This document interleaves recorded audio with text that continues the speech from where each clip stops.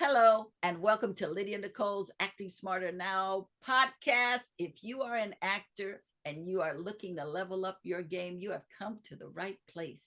Today, my first question is, what do you think makes a good actor? Well, it's my firm belief that an actor is the sum of their imagination, their experiences, their body, their voice, and their training, all of which they use to find connections to real feelings and thoughts that are analogous to the circumstances of the character and that allow them to what if themselves into the character's thoughts and feelings.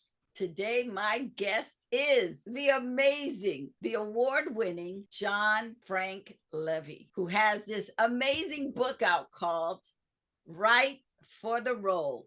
John has been casting for over 35 years. He was responsible for the casting of ER, The West Wing, Shameless, Third Watch, Southland, in addition to many other shows. But these are the iconic TV shows that John is responsible for, not to mention so many actors of color who he brought on and gave parts to. And for that, I am so grateful to you because, we talk about what we don't have in show business as actors of color, but we don't talk about what we do have.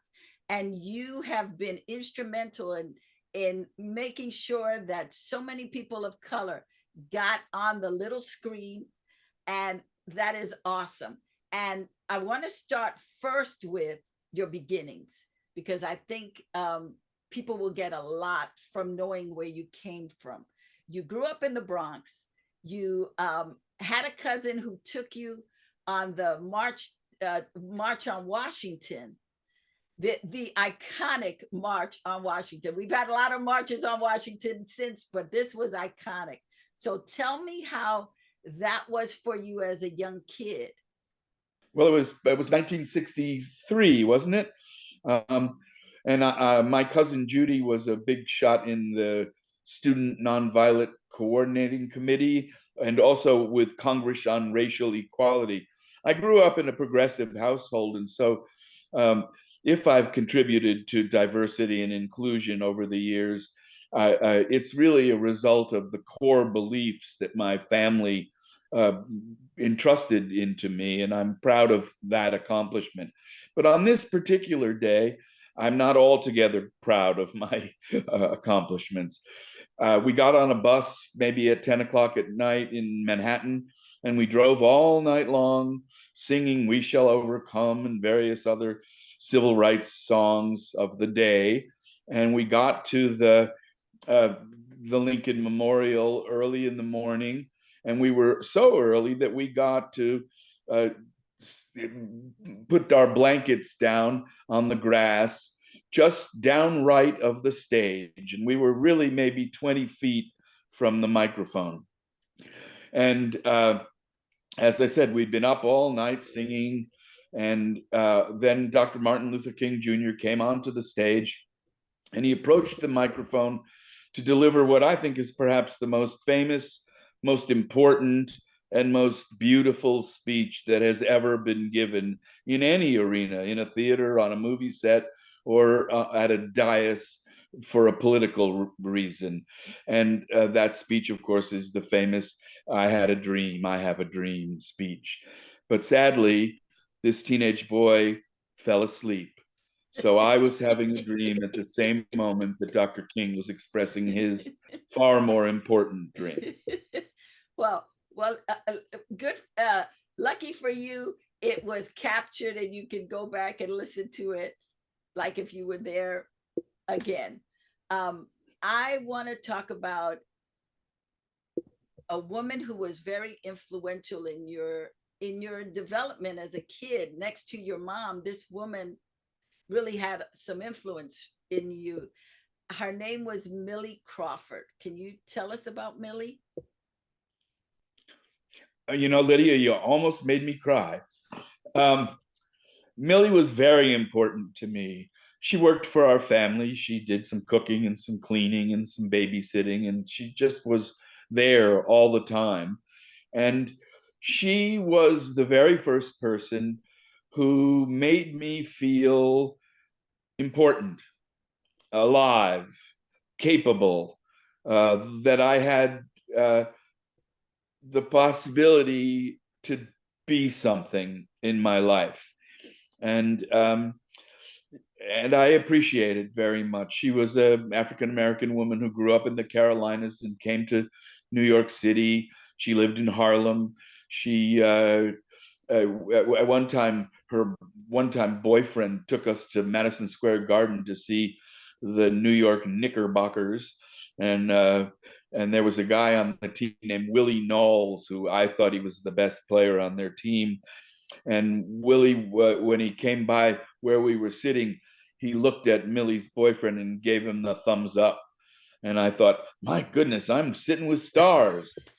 But most importantly, Millie, she made me feel alive. Our relationship, although I was very young and she was an adult, and certainly there, I'm not suggesting that it was anything untoward, but it was like falling in love. It was that special, that strong of a bond. Your parents divorced when you were about 14. That's right. And so it was you and your mom. And your mom was very, I mean, mother's always influential, but your mom was influential in your life in a different kind of way because she took you to theater. Exactly correct. She took me to plays I had no business seeing, that I had no frame of reference to understand or think about, and yet the theater itself, just the experience of having the lights go down and the curtain come up and people emoting and talking and expressing their feelings and their thoughts and their beliefs, sometimes singing. It was I think that I felt in the theater the way many people feel when they are in church or temple or a mosque or any other religious facility. And later on, that came to be true for me, that the theater became a kind of um, orientation and occupation and something that I came to love and something that I was able to find myself in and through. And so early on, you started acting. Yeah, not very well. um, I I think I tell the story in the book that towards the end of my senior year in high school, they realized that they didn't have our attention anymore in the classroom. So mostly dads offered internships, and then some of us tried out for the senior play. And there was this girl, and I thought she was quite something. And she was hoping to be in the senior play. So I tried out. And lo and behold, I got the lead, and she didn't get cast at all. So one kind of love led to another. And you kind of had a similar experience when you entered college. Yes, I sometimes tell my life story by saying every chapter begins with "There was this girl." Yeah, I was at orientation at the University of Rochester in Rochester, New York, for my freshman year, and a beautiful young woman uh, introduced herself to me on the grassy area where we were all congregating, and she asked me what I was studying, and I told her I was an actor because I couldn't think of anything else to say because I was so stunned by. She looked like one of those Vermont girls on the front label of a maple syrup bottle. She was gorgeous. Her name was Betsy Swift. I swear it's true. And so you got into theater because of that, because you Kind wanted of, to. yeah. I had to back up my claim, and but fortunately, I discovered pretty quickly that that directing was much more interesting to me and much more up my skill base and in my toolbox. And so that's what I gravitated towards. And I directed a lot of plays uh, during my years in college, and that was again helped me find an identity. And finding an identity is something that I think the book is very much about. And you know, it's called Right for the Role, and obviously that's in reference to actors who hope to be right for particular roles. But really, the book is about my journey to find out who I was and to find out what roles that made me right for. And that's a journey I'm on today continuously. How did your trip to Nairobi uh to see your mom, because your mom sounds like she was a powerhouse. I mean, she got a PhD from Columbia early on. After the divorce, she went back and she started just taking control of her life, and ended up going to Nairobi for about 6 years to work and stuff. And you went to visit her.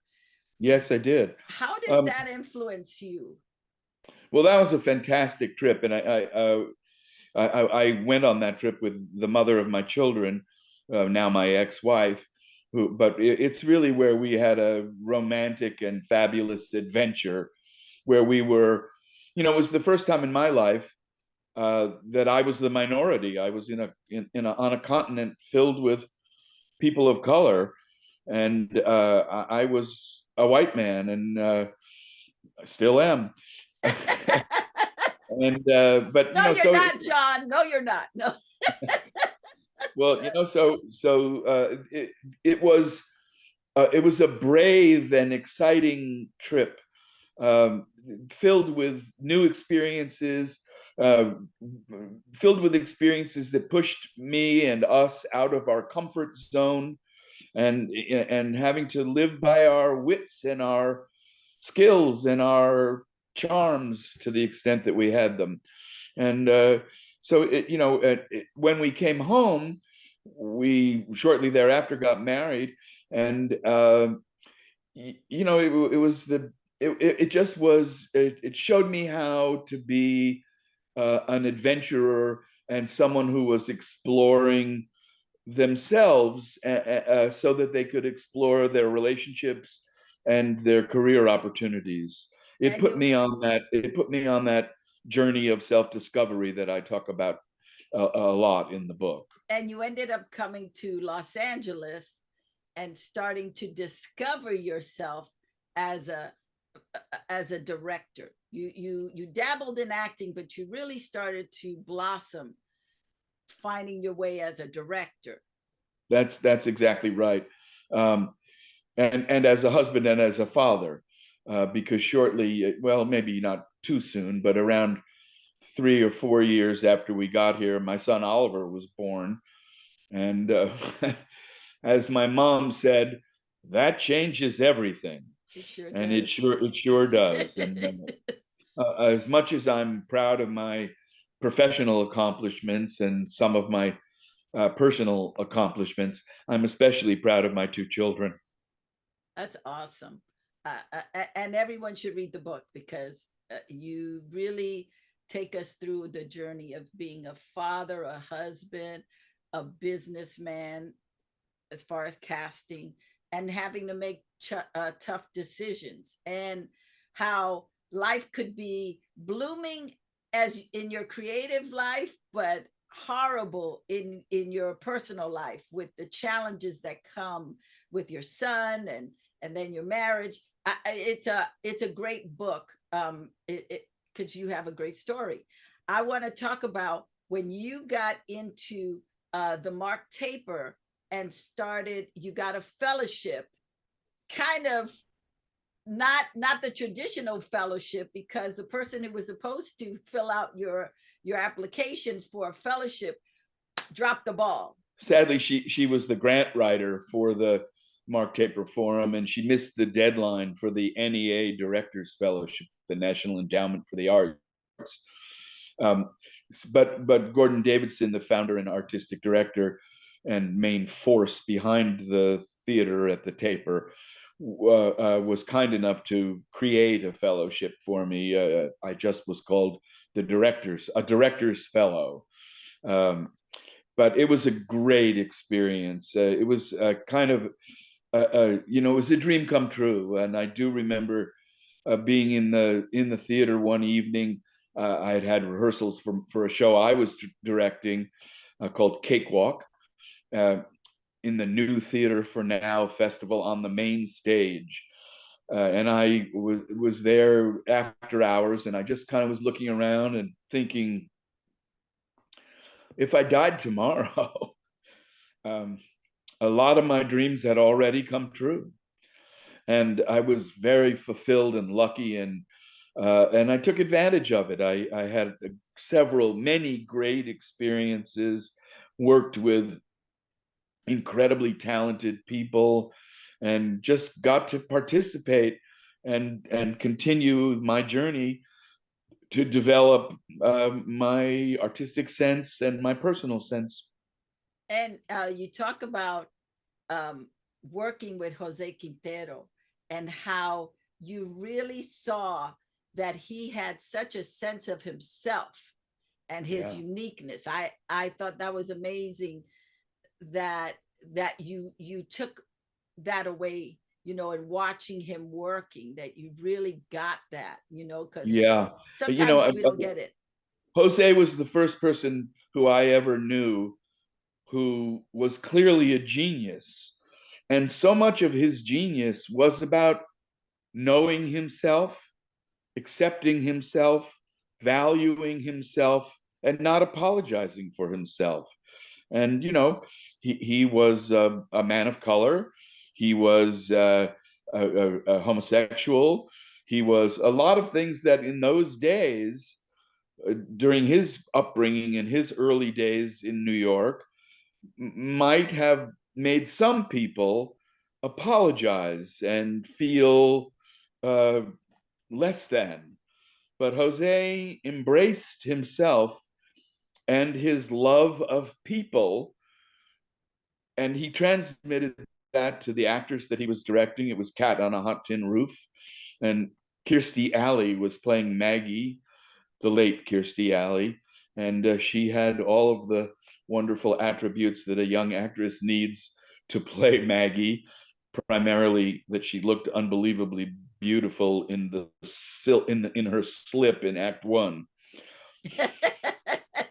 So all that's training that you got in directing, you now start to bring it into casting.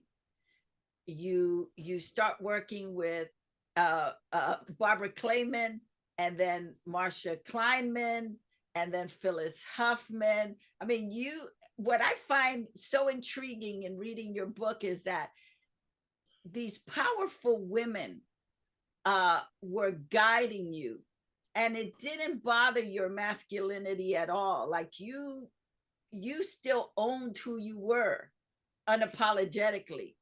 Well, my mom trained me to respect and honor women, and particularly complex and special women. And all three of those women that you mentioned were incredibly intense and special.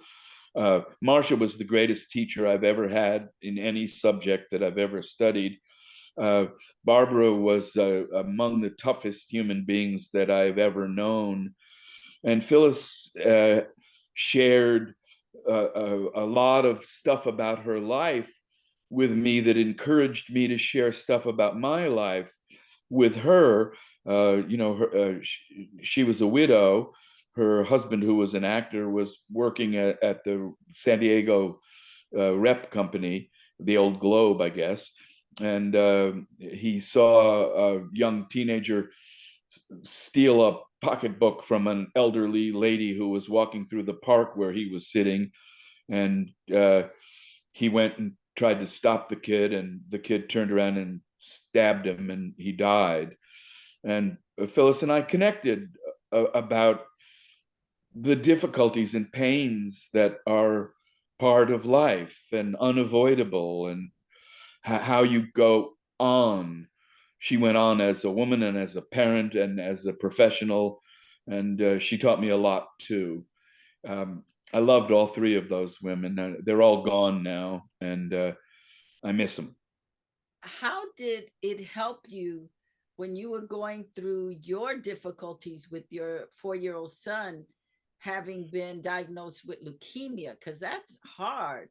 Well, you know, I firmly believe now, although it's a hard won belief, that there are no positive or negative experiences, that your triumphs and your tragedies are all equally important to your development and growth as a person, and that the only way to survive the ones that might be called negative experiences um, is to embrace your humanity and approach that experience, that set of experiences, from your human center, and to be to do your part in trying to turn that adversity into something of value. It was very painful, but very seminal in my development and uh, as a man and as a father. And I love how you give your wife so much credit and so much love about how she took care of your son during that time. You are very generous with the people you speak about in your book, and I that is beautiful. It is Well, beautiful. thank you. Uh, You know, it's absolutely true that Blaine willed him to live. it's beautiful. The opening of the book, John Wells gives the forward, and the first thing in it, he says, "What makes a good casting director?" And he starts to list it. And so I want to talk about you and John Wells, but first I want to get from your point of view what makes a good casting director. Well, I mean, I think there are lots of ways to become a good casting director, and but my unique way is has everything to do with embracing my humanity and embracing your humanity. Uh, I have a one of my attributes is that I get you. I get a sense of you. I have an instinctive ability to know and see who you are, and that for me, I'm instinctive, and I say to my in the book that I call myself a vibist, as and I oppose that to, you know, there are casting directors who watch almost everything on television and go to the movies and go to the theater and are encyclopedic about you know, they take notes and they remember and catalog everything. I'm in the moment, in the now with you, and when I see you authentically, and so I know where you fit. Is that Does that come from uh you having trained as a director? Does that come from your, like, it's just a gift you have from when you were a little kid? uh can you pinpoint where that came from? Well, I mean, I think it partly comes from my experiences as a child. Uh, uh, you know, my life was filled with emotional people, and so trying to figure out what the hell they were doing and what it meant and how did I make sense of it all. I think that was part of it, but also I love people in their failings and in their triumphs. I love people, and so I'm plugged into you. Uh, and I think that's instinctive, and I think it's also experiential. I also studied some psychology. And then, of course, if you're in the storytelling business, you're always dealing with people and people's stories. And, and if you love that, and you love the people, and you love talking about it and thinking about it and feeling it, then it becomes a skill. I want to talk about your relationship with John Wells, because you had a relationship with him that's longer than many marriages. longer As than far longer than either of our marriages. and so what do you think the secret sauce, or just the sauce of being able to collaborate with somebody for that long of a period and make projects that not only won awards but really changed a lot of people's lives? Yes. Well, John came on to run the writers' room in China Beach after the pilot. I think partly he was brought on by Warner Brothers Television because John Sacred Young, who was the writer with Bill Broyles of the pilot, was not fiscally responsible. And John Wells had the reputation of being a brilliant creative, but who also understood how to spend the money you had and not spend the money you didn't have. I think the studio put him in that job to play that role. And John and I didn't instantly hit it off because I think, I mean, I'm only speculating because I don't think we've ever talked about it. But I think he saw me as John Young's guy. It took us a little while to find each other. And I think part of what we found, how we found each other, was that we both had loved the theater. John had been a stage manager in college at Carnegie Mellon. I think it was called something differently then. But and he had written for the theater and directed and produced in the theater, and so that was a point of reference for us. And then the work on China Beach, followed by the work on ER, made it so that we were developing a language and developing so much mutual respect and so much collaborative community spirit. And John didn't just do that with me. The department heads all the way around were people that he worked with for a long time, over time, and who he developed that kind of a relationship with because he understood that we were family, that we were a community, and that dynamic had to be respected and nurtured.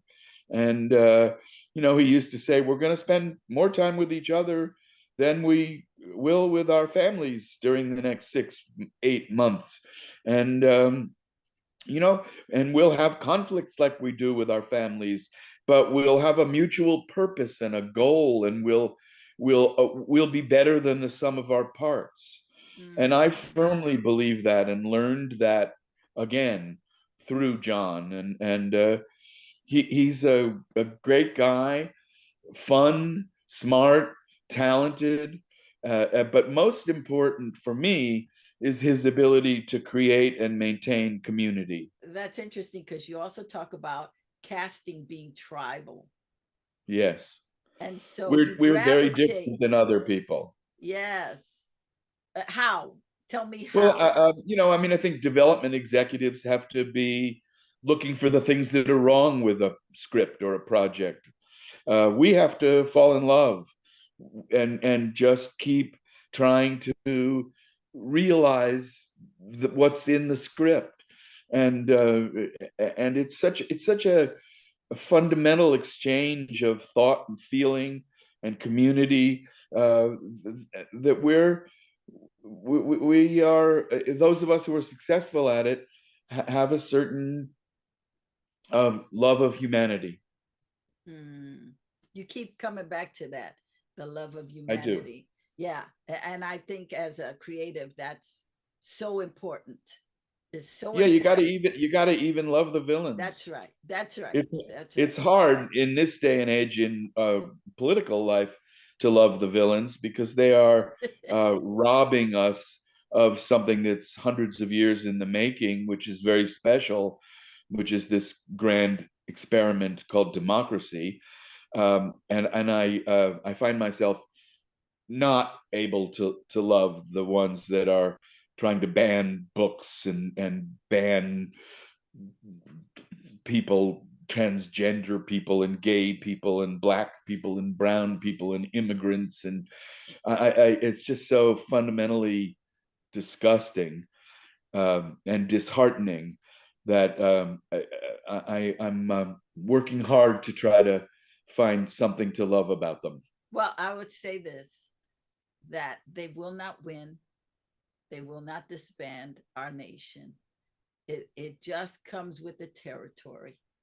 I guess. We have survived. We've survived the pandemic. Yeah. we can survive a few crazy people. It's just that they're loud, so we start to focus more on them, but they're not going to win. I'm telling you, John, they are not going to win. No, they're not going to win. They are not going to win.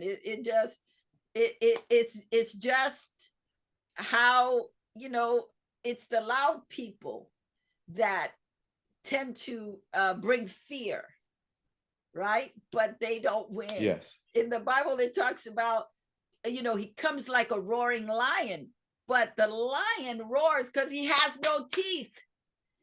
He roars and sends the prey to the other direction where the young lions are. But if you just listen to the roar and keep going to the roar, it can't do anything to you. We are just at a time where there are crazy people, but there are more people who love humanity. There are more people in this country. It's just that media keeps throwing up provocative stuff. But the truth is, there are so many people who love this nation. There are so many people who are fighting for our rights and fighting so that we all are equal, which is what the Constitution says. We are all equal. And so it's just, you got a few knuckleheads, but they're not going to win. So I'm just telling you, John, they're not going to win. Well, I wish I shared your optimism. Yeah. And I appreciate that that having that optimistic point of view is an important way to ensure that we won't lose. Yeah, and we will do our part to make sure it doesn't happen. I'm a firm believer. You fight, and you win. And the power of making stories about people is a power to create and maintain that kind of fervent belief in humanity. And I think in your introduction, you mentioned that some of the iconic television shows that I've been associated with and had the privilege to work on have had impact on the culture. I'm often reminded, my young nephew is married to a terrific gal and named Catherine, and she works in politics in Washington. And she blames the West Wing or credits the West Wing. And I know so many people who are in the medical profession who were young people watching ER. And we just learned during the pandemic, again, what we should never have forgotten if we did, that the people in the medical profession are heroes. And that the people who are working for the greater good in the government are heroes. And that the people who are working in the storytelling arts are heroes. In fact, the people who drive buses and fix electricity and plumbing and paint houses are heroes. And if we can see each other that way, we'll create it out of our own imaginations and experiences. Yes. So I want to talk about what's the difference between casting a pilot and casting a TV series? Pressure, money. In the old days, when you were on a show and it was in season 3 and you would respectfully call the executive at the network and say, hey, we're going to use so and so for such and such a part, and they would say, okay.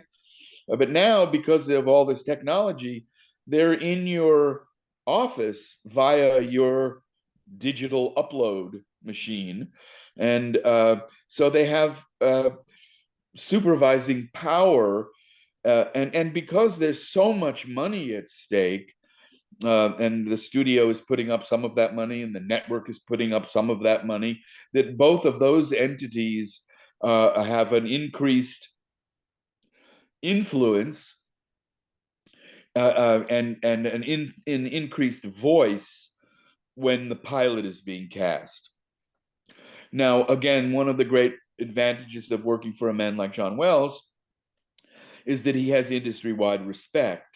So for the most part, if he expresses that he wants so and so for such and such, unless there's a violent objection, he gets what he wants. And so we're under less pressure than a younger casting director who's working with a younger, less experienced, and less successful showrunner. You have some incredible stories regarding casting in your film, and I mean in your book, and one of them is Juliana Margulies, how she came on to just do one episode, and that one episode ended up being a run on ER. Yeah, Juliana was a guest star on the pilot of ER. She was in a romantic relationship with Clooney's character, Dr. Ross, and during the pilot, the character attempts suicide, and when people started watching it, the chemistry between George and Juliana was so strong, and the degree to which our audience identified with them, cared about them, rooted for them, made it possible for her to be turned into a series regular. She had a miraculous recovery. She went from suicide to she's alive. Yeah. I think I love that. I thought that was such a great story in the book, that actors sometimes don't realize how just being on a show, one episode, could change their lives. I know I'm jumping way ahead, but on Shameless, we had a character, Svetlana, who was actually not even a guest star, was a co-star, and I think she appeared topless in her first episode. I don't think that's why she ended up being a series regular for 2 seasons, but anything is possible, and that's why taking your work seriously is gigantically important.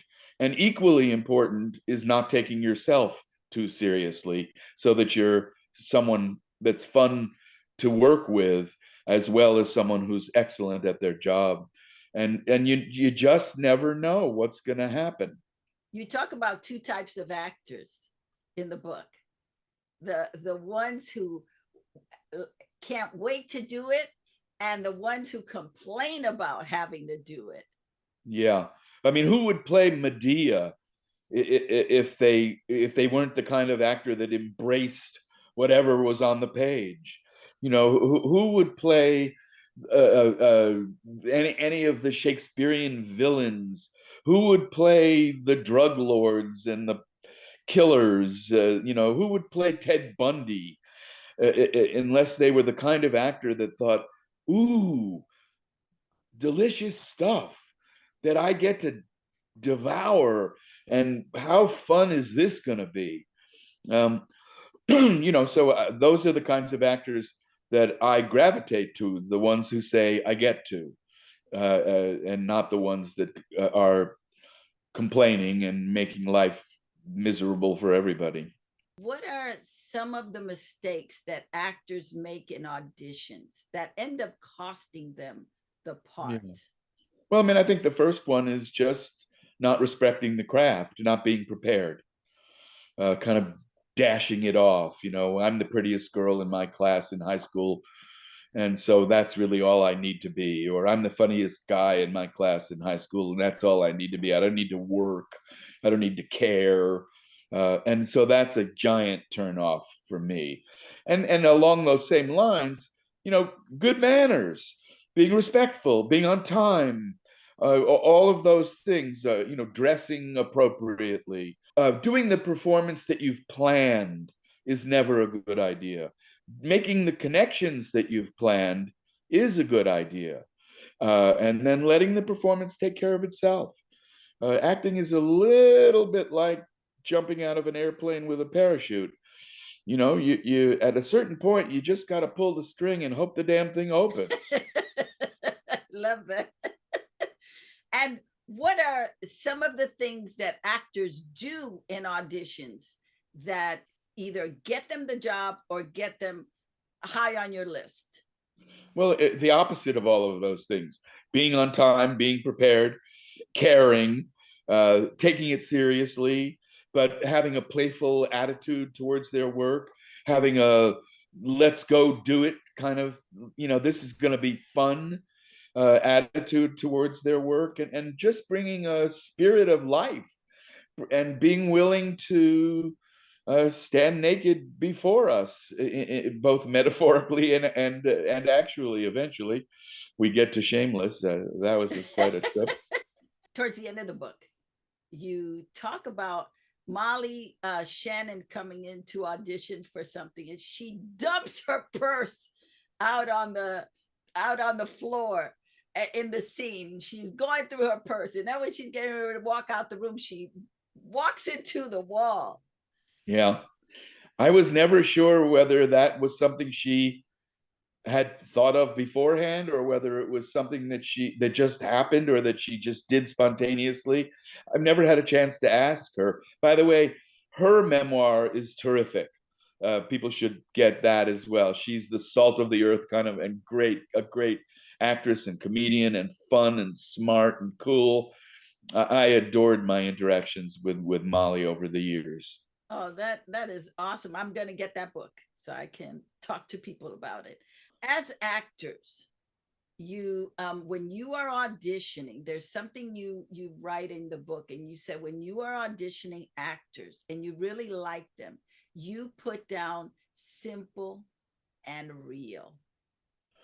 Yes. I'm, for me, the greatest actors make it look so easy. And we all know that acting is not easy. It's lots of things, but it's not easy. Um, but the greatest actors have the capacity to make us believe that we're seeing a real person. The Strasberg Institute in New York, when I was a kid, had a sign over the stage which said, "No acting, please."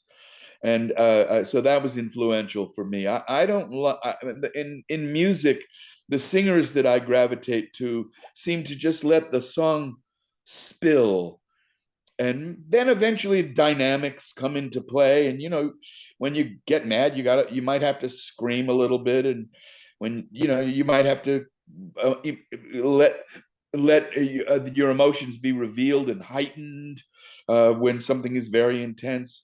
All of that is skill, craft, but it's also connection. If you make a genuine connection to something that helps you marry with the character's circumstances, when the character is desperate, you'll cry. When the character is furious, you might scream. You know, I believe that if you answer the who, what, when, where, and why, that the how will almost always take care of itself. If you do your preparation and your research, and you make your connections, and you plumb your imagination and your intuition and your experiences, you'll get where you need to be the character. There are two acting teachers in the book you talk about. One is hilarious, Nina Foch, who in the 70s was one of our great acting teachers in Los Angeles, 70s, 80s. She was like a great acting teacher. The incident you and your wife had with her, was that the only time you had a contact with her, or or did you end up speaking to her again after that? No, I was working for her husband, Michael Duell. He was the administrative director of a school I was teaching at and directing at. And he invited my ex and I to dinner. And Nina, I think, as I recall, uh, Blaine said, "Give me a break," and Nina flipped out and was like, "Yeah, you kids have had all the breaks. You know, work hard." And she just went off. And my ex is a strong person and a strong woman, and she said, "Let's go home." And we got up and left. And I never saw Nina again. I worked with her husband for over a year after that, and he never mentioned it, and nor did I. During that time, we had some teachers that were iconic. You had Nina Foch, you had Stella Adler, you had Sandy Meisner, which you speak of in the book. Did you get to connect with any of the acting teachers during your time from starting out here, other than Nina Foch? Did you get to connect with any of the acting teachers that really impacted you? Well, I studied with a guy called Bob Ellenstein out here, and that's the place that I worked at with Michael Duell and David Alexander, a well-known director of television in those days, was also a teacher there, and they were very influential to me. They weren't the thing that and then of course um, I got to know other teachers over the years. I'm very fond of Alice Carter here Oh, in Los I was Angeles. in class with Alice and her husband at the time. Yeah, I studied with Roy London. Alice is well, amazing. yeah, Roy London was a great teacher and a lovely guy Yes, too. yes, Um, yes. you know, so yeah, there are a lot. There are a lot of good teachers around here. I just uh, I have recently been um, doing a lot of interviews with acting teachers and their students, Q&As and such. And I'm still surprised that a lot of teachers are bullies and try to push their students. It was a popular idea to break students down to build them back up, and I don't subscribe to that belief. There's a wonderful guy in LA named Deshaun Terry, who's a graduate of Juilliard and a director and an actor and an acting teacher. He has a studio called the Last Acting Studio, I think. And I admire him greatly, and he's very encouraging. Oh, I love that. I love that. I want to talk about actors who behave shamefully, because a lot of times actors think that by being idiots, they're going to get the job, or that they're going to be heard. And you actually have a story where you call out someone who was we don't have to mention his name. If you want to know, buy the book. But he was an absolute idiot. And you go on about actors who behave badly. Well, I think it's like these young athletes that we are experiencing now, right? They're 6 feet tall and they're 12 years old and they're great at basketball, and they get treated so specially by everybody that, well, who's surprised when they're 23 and millionaires and they misbehave? Why should we be surprised? We kind of create monsters, and we do that with actors as well. And I think that when an actor um, behaves terribly, it's insecurity. It's an unwillingness to embrace what there should be doing. The particular actor that you're talking about was once a star, and he got a job on Shameless, and it's the only time that the wonderful, talented, brilliant, lovely W.H. Bill Macy ever said a nasty thing about our casting.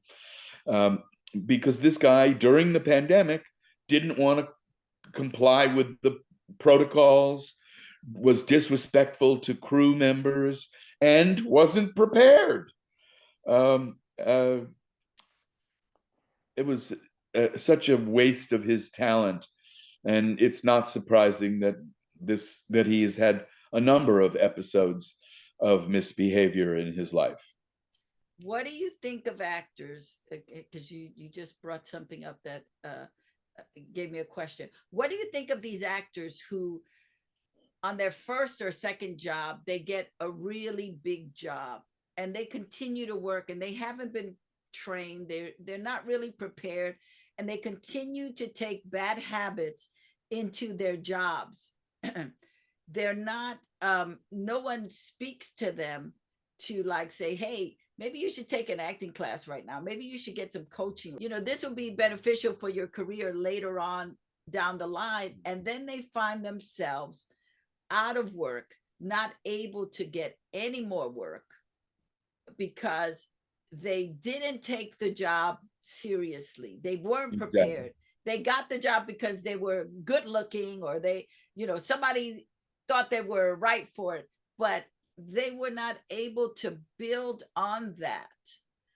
Yeah. Well, it just reinforces the notion that we've been talking about, that preparation and respect and collaboration and community are all gigantically important. That, there are a couple of pictures of me in the book, and I was, I'm not a bad looking older man, but I was much better looking at 23 than I am now. And I think that's probably true for almost everybody, or at least by our societal standards. We value youth and physical fitness and all of that. Um, I mean, if you're gonna, I've always professed that it's very important to get the long view. And Lydia, if you don't have the long view, you'll skip steps, you'll take shortcuts, and that's going to come back and haunt you, because there are no shortcuts. There are no easy routes to success. This is a demanding profession in so many ways, that if you aren't willing to do the work and do the investigation and do the preparation, eventually it'll catch up to you and kick you in the ass. Let's talk about self tapes, because you bring it in. Because of the pandemic, we pretty much have gone to self tapes for auditions. That's pretty much where we are right now. That's what the union is fighting for. One of the things they're fighting for regarding self tapes. Um, how can actors who are used to going into the room, having that connection, because I hear this all the time about actors feeling slighted. Either you have two camps. You have the actors who are feeling slighted because they can't go in and meet the casting director directly, and you have the actors who are happy because they can shoot that audition 100 times until they feel like it is right. What is what are the good things of self tape in your estimation, and the negatives of self tape in your Well, estimation? the good things about all of technology and self-taping is really a function of technology. It's that you don't have to drive across town. You don't have to find a parking place. You don't have to spend hours in the car. And, you can make a quiet decision about what you're going to wear and all that stuff. And you can do your preparation, and then you get there and you do your work. Um, for me, we're in the business of telling the stories of human beings. And to do that with less human contact seems counterintuitive to me. And I know I'm old school, and I know I like to do it the way I like to do it. And I know I'm kind of temperamentally opposed to change. All of those things are true of me. But I'm getting a sense of you here on Zoom, Lydia, but I would get much more of a sense of you if we were sitting in a room together. I don't know how tall you are. I haven't seen anything of you other than your hair and your glasses and your face and your shoulders. So I don't have a complete sense of your physicality. I have I'm learning about your energy and your vitality and all of that is coming through the Zoom, but it's not as easy as it would be if we were in the room together. And what are the positives of the self-tape in your estimation? Well, you say that they can do it until they think they get it right. Personally, I don't think anybody gets better after the third or fourth time. Um, I think if you do your preparation and you do your work, you ought to, acting in television is about connecting deeply and quickly.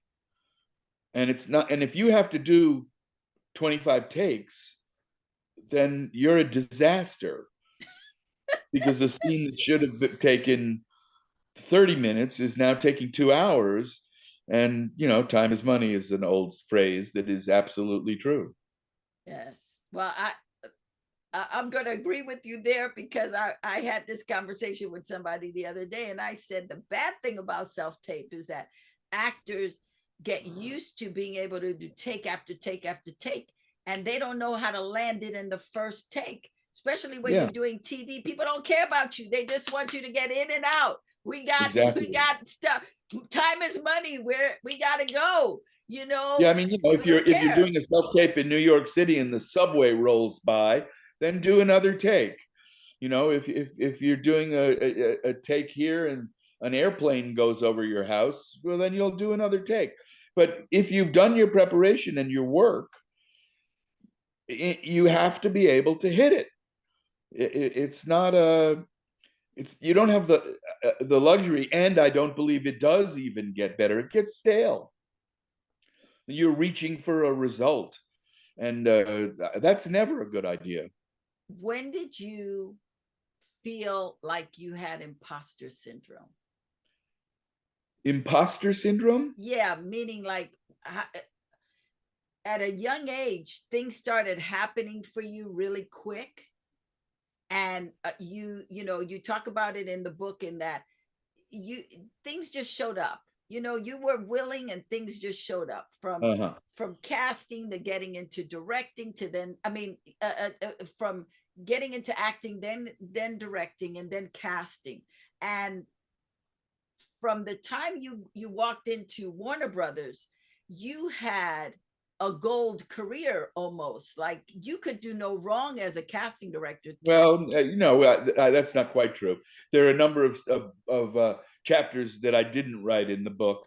Probably should have had a chapter called "The Ones That Stunk," um, and I didn't do that. It didn't occur to me to do that, and maybe I should have, because we did our fair share of shows that didn't make it, that didn't last, that weren't special. I like to think that the casts were still pretty good.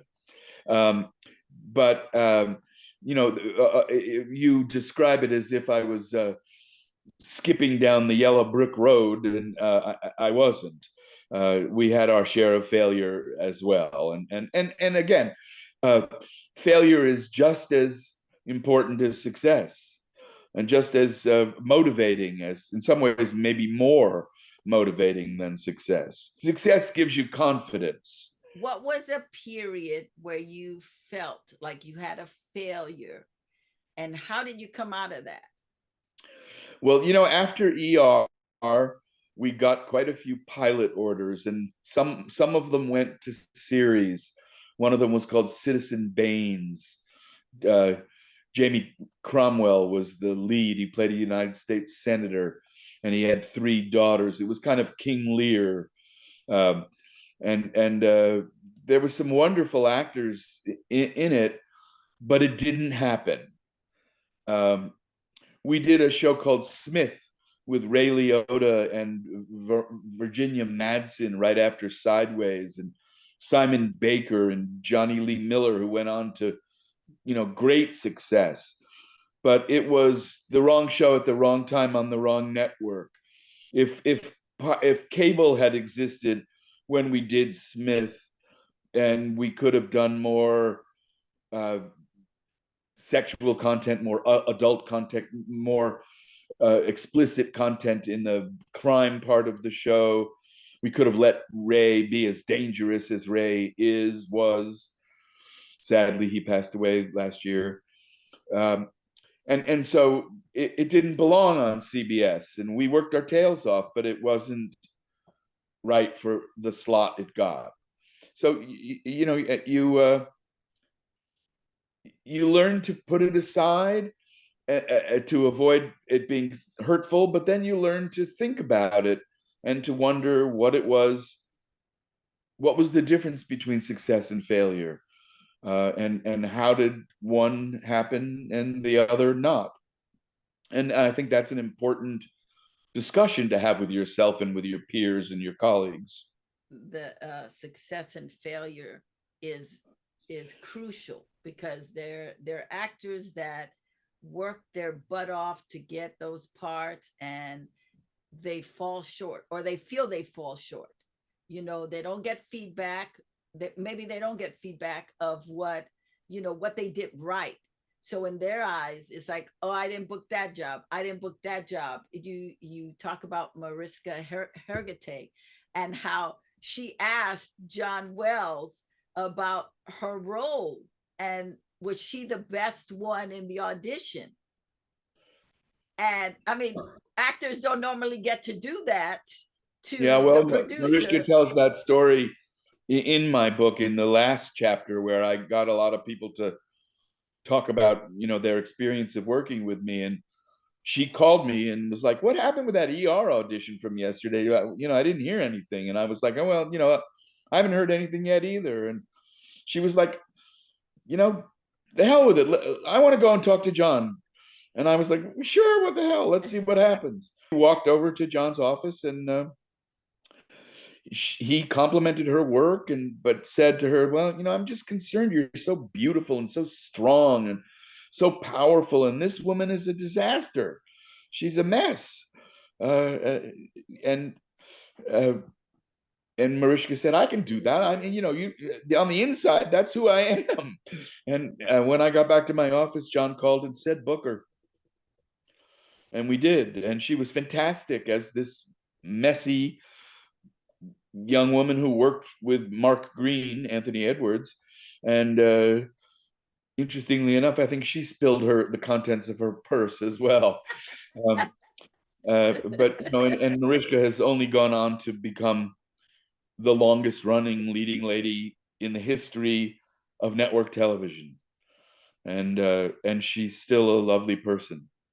I love that. I just love that because it took courage on her part. It also took openness on your part, as well as John Wells's part, Yeah, to entertain the question. Because right. many actors have the question, but they never get to ask it. So it was a Yeah. beautiful moment. I also loved how William Macy describes you in the book at the end, that he nails you. Um, Even though I never got to read for you, I always knew of your reputation as a lovely casting director who loves actors. And I so do. it is such an honor to be able to talk to you. I have one more question for you, and that is, how do you fill your creative well? Wow. Well, you know, writing the book was during the pandemic was an amazing endeavor, and I am so grateful to Trudy Roth, who wrote the book with me, and who put me through my paces, and who kept saying, "It's got to be more personal, John. It's got to be more personal, John. You've got to be willing to reveal yourself." Um, and I have no real instinct. I'm a private person, so revealing myself, even in this interview, talking honestly and openly, is something I'm uh, forcing myself to do, or at least working at doing. And you know, so that's one way that I fulfilled my creative stuff. But I'm also still working on plays. I have a number of playwrights who send me their stuff, writers, screenplay writers as well. Uh, I just got a pilot script written by my dear friend Sean Hattasey and a couple of other people. He sent it to me yesterday. I read it this morning and loved it. And he and I are going to have a phone call in about 20 minutes to talk about it. Um, I, I'm feeling respected and valued by you and by lots of other people. And that encourages me to continue to be creative because that's the role I'm right for. Shameless plug for right for the role. Yes, and you, I have to say this because this really spoke to me. This is something that I was thinking about this week, just in general, and then I heard you say it, and it was like confirmation, which is you don't become irrelevant because you are old. You become old because you make yourself irrelevant. Mm. And I think early on you talked about the young actors. We look at the young actors, and that's really in this country, because in other countries when you watch the work, older actors are so esteemed, and so revered. I watch tons of Korean programming, and what I love is that they bring you not just young actors but older actors and Sure. actors who are seasoned, and can do the work. And so you talking about being relevant as an older person is so necessary, because just because you age doesn't mean you don't have the goods. You really have the goods. you Well, thank you. you John I are so thank you for seasoned. noticing that Yeah, because so seasoned. we still have stories to tell. We still have value to give. We we may be too old to be the president, but we're not too old to be creative. Yes, and because you can impart to young people to um help them grow. I think there is such a wonderful marriage between older performers, older industry people, and young people to train them. In Africa, the elephants, when the young elephants are not guided by the old elephants, they run amok. But Yeah, once the older elephants come in, they get in line. They learn. They're able to train. You talked about how Marsha Kleinman was your most one of your biggest teachers, and I just think that in this industry we need to bring that more to the forefront, to bring the teachers to teach the young people, to hold town halls, to hold panels, to say do this to help you in the long run, because there's so much wisdom that you have just in your upbringing, just what you saw, just what you encountered. You had such a rich upbringing where you got to see so many cultures, and we need that. We need the reminder that we work together. We absolutely. you're Jewish, I'm a Black Puerto Rican, and there's so much stuff to learn from each other, and how Yep. beautiful it is, even though the media would try to tell us otherwise. So I'll give Well, you I the last thank you word. very much for that, and I really appreciate that. And you know, I'm fortunate to get a chance to talk to people like you, and that your platform will be delivered to people who are younger and different and all of that. It is true, however, Lydia, that we're such a youth culture, and our business is uh, aimed at youth so strongly. That's why we're doing streaming platforms instead of conventional television, and because that's the way young people absorb content. Um, and that's all capitalism, because they just want you to they want to get somebody at 20 to start buying a certain brand of toilet paper, and then they'll buy it for 65 years. And so there are days when I feel bypassed, that my experience and all that I've learned and the journey that I've been on for all these years is that there are 35-year-old television executives who don't know who I am or care what I've done, and maybe never watched an episode of ER in their lives. And that can be discouraging. Well, let me just say this. This book really shares a lot. It didn't give us the failures, but it shares so many amazing gems that if you're paying attention, if you're somebody who wants to be a casting director or a director or be in the business, it really gives you a lot of insight. It's a great guide to how to live in this business, how to practice humanity, how to listen to people, how to be able to tell stories. How, I mean, you're a great storyteller in this book. You know, Trudy was fabulous, but you had some wonderful stories that you shared.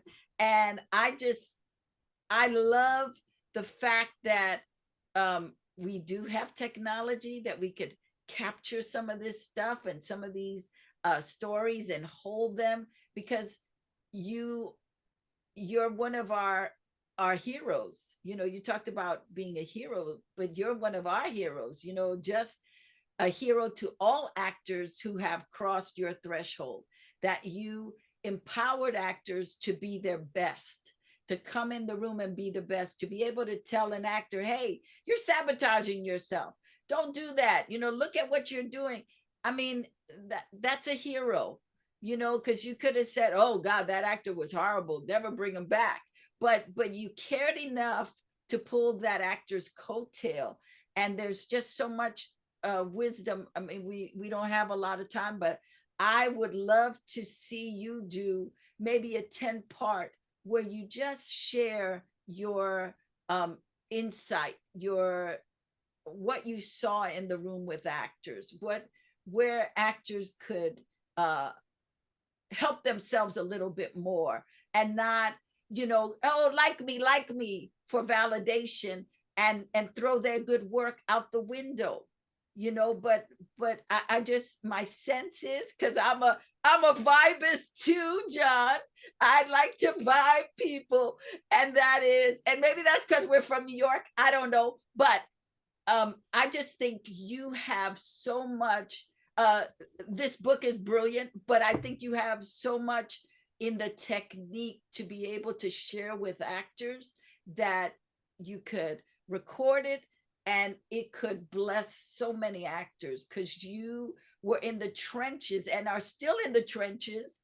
You are still in the trenches doing your thing, that you could really bless actors so that they can see that there is longevity. You know, you have had a long career, and they could see, oh my God, I could have a long career. That just because I start here and I don't know much doesn't mean I can't get over there. So I just want to say thank you. You thrilled me in this interview, but you also thrilled me by knowing that people like you exist in this business.